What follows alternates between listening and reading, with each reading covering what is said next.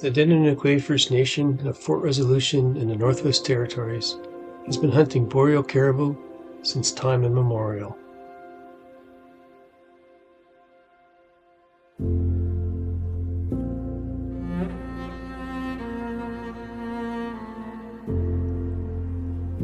DKFN also has a long history of traditional land use, community-based monitoring, and land stewardship.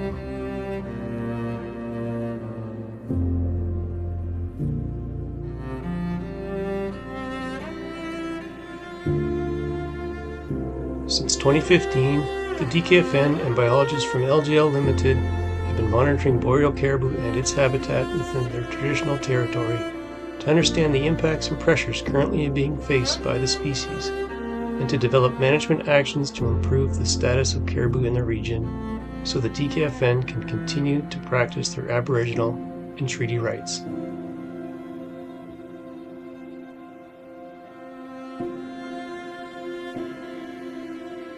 In 2023, DKFN and LGL initiated a boreal caribou habitat enhancement project to restore caribou lichen habitats on sites that have been previously impacted by industrial disturbance.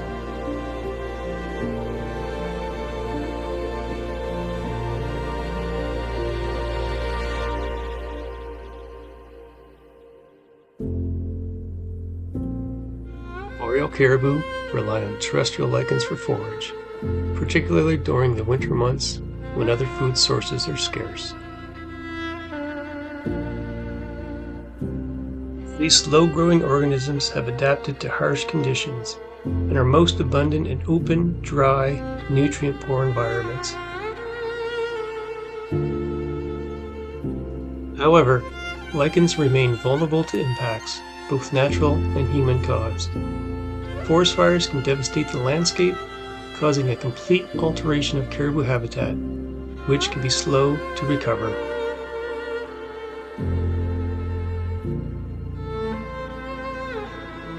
An increase in wildfire frequency and severity is expected as climate change influences future warming trends.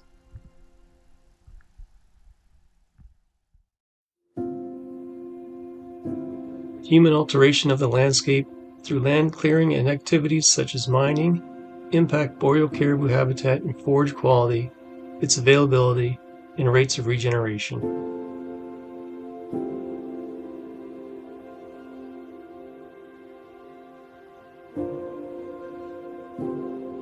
It could take between 40 and 70 years for terrestrial lichens to recover to levels capable of supporting local caribou populations.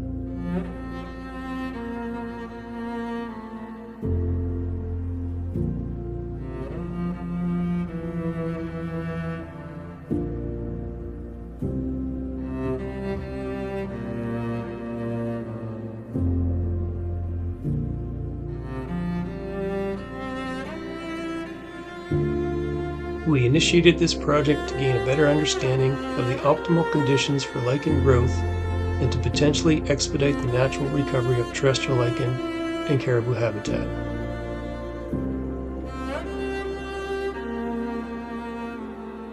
The goal of our project is to collect, transplant, and re-establish lichen species.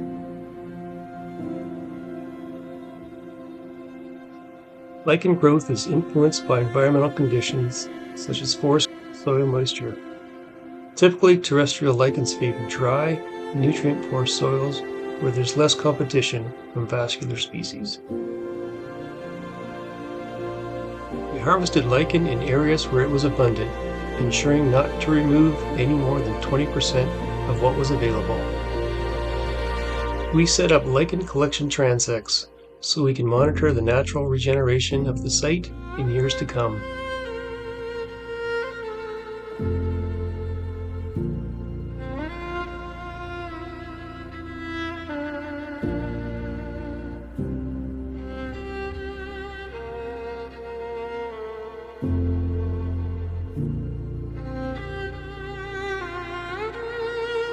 Lichens were wetted down prior to collection, which made them easier to handle.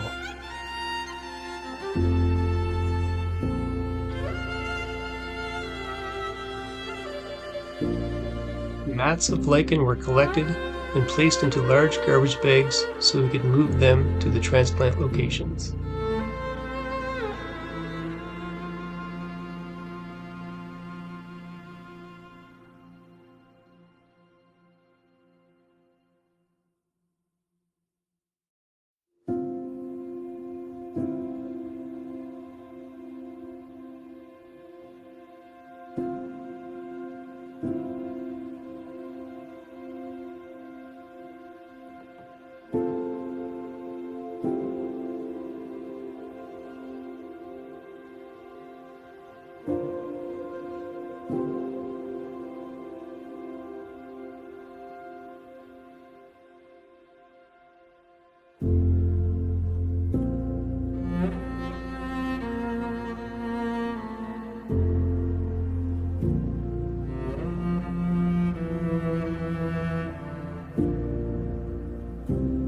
We set up a number of lichen transplant sites in disturbed areas in the old Pine Point mine. The site consisted of two 30-meter transects.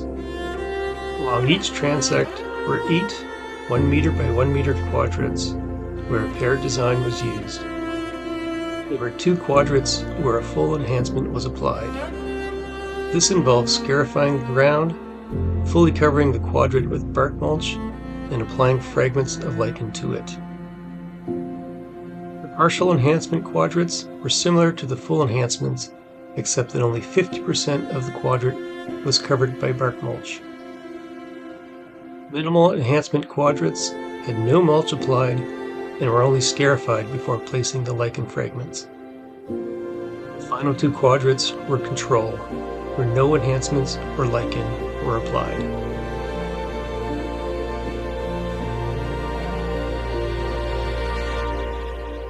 We placed the same quantity of lichen in each quadrant by measuring out 3 liters worth with the help of small containers.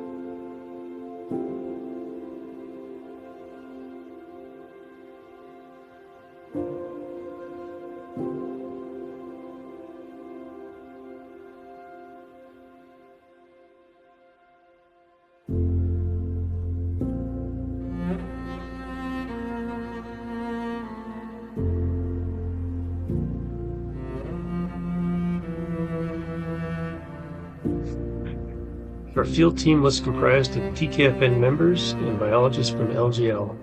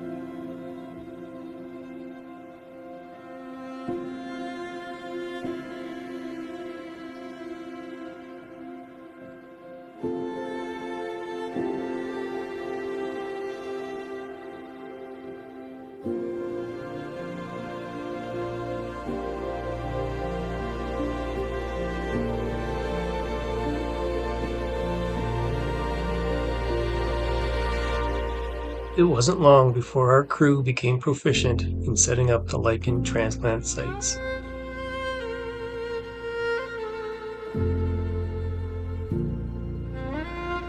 We targeted the 3 most common species of terrestrial lichens.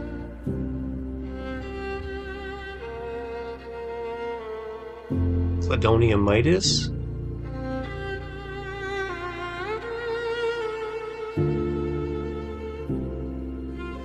Cladonia stellaris,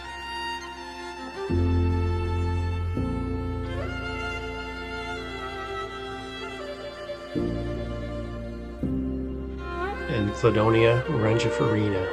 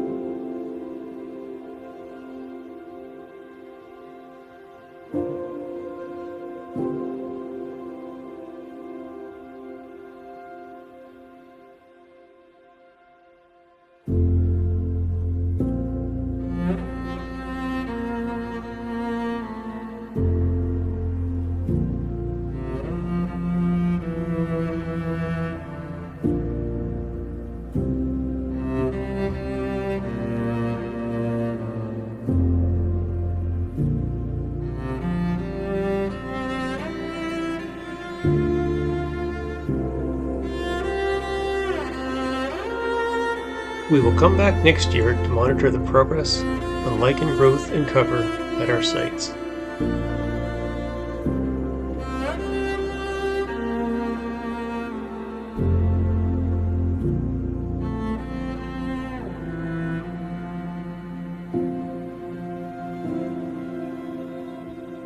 And we will continue to monitor the lichen transplants over the next 10 years in our mission to restore caribou habitat.